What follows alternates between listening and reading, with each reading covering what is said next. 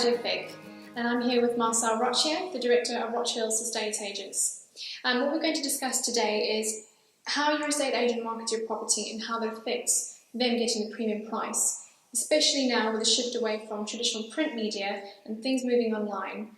Marcel, what would you say, or what is your advice on the marketing, especially moving onto the online, to get the premium price for your clients? Yeah, I think recently, in the particularly last 5 to 10 years, there's been a massive shift away from traditional print to online. So the emphasis now is how your marketing appears on some of the portals. So how you advertise on Rightmove is critical. The foundations for that is actually, first of all, to have professional photography, stage your property, and then use the tools and techniques which some of these portals offer. So some of the tools offer, for instance, a premium listing or a feature agent. And what that does, it actually distinguishes your property compared to others on the market. Because as you see, when you look on the internet, there are many properties. It's how do you get attention? How do you get noticed? And if you can achieve that, you actually get a bigger hit rate, which actually means more viewings and obviously more offers. What we find at the moment is some agents will put your property on the market but won't necessarily have those additional features. The other point is social media. Now, social media is massively increasing, and we can see that people are engaging on social media, particularly now that people are using more mobiles. So you can actually engage your property in social media platforms, which also results in some sales, and we've been quite successful in that, we're proud to say.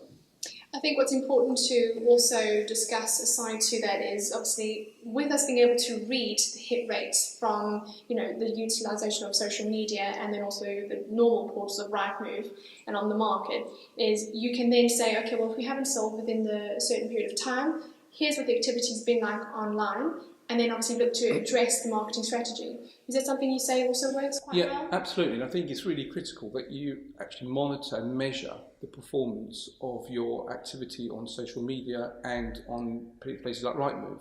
So we actively discuss this with our vendors, show them the actual hit rate on the property, and we try and work out, is it market generally, i.e. is it affecting everybody? So a big impact might be, say, a Brexit or some economic factor which affects the market, or it could be the season. And then we diagnose, is it that, or is it something wrong with the property? And we can be quite clever with changing photographs, making sure that the impact is still there, to actually get the property noticed again. So we use techniques very much on the Rightmove and places like that.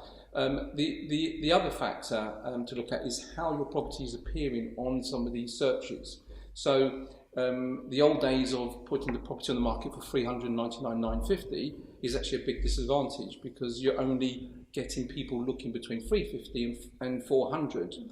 If you change the price to $400, suddenly you've got an additional group or audience between $400 and $450, which means that your visibility is massively increased. So it's really about marketing how the internet looks at people, looks at properties, as opposed to the old traditional methods in terms of print.